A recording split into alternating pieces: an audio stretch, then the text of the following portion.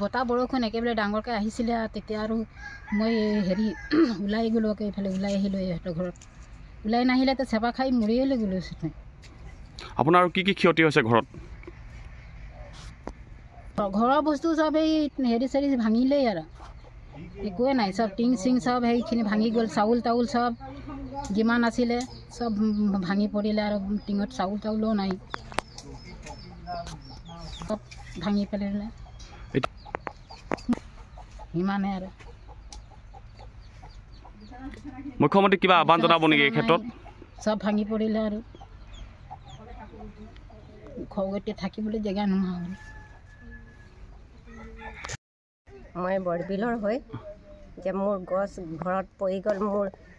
মইতো চবেই হাজিৰা কৰিয়ে খাওঁ আৰু মোৰ মাটি চাটি নাই আৰু চবেই জানে আৰু গাঁৱৰ মানুহ যে মোৰ একোৱে নাই। এতিয়া মানুহটোও নাই, মই কৰিম কি এতিয়া? মোৰ একোৱে নাই আৰু ইয়াত যে কৰিবলগীয়া আৰু যে ৰাইজৰ পৰা সহায় অকণমান চৰকাৰৰ পৰা বিচাৰিছোঁ আৰু মোৰ একেবাৰে দুখীয়াই আৰু চব হাজিৰা কৰিয়ে খাওঁ মই।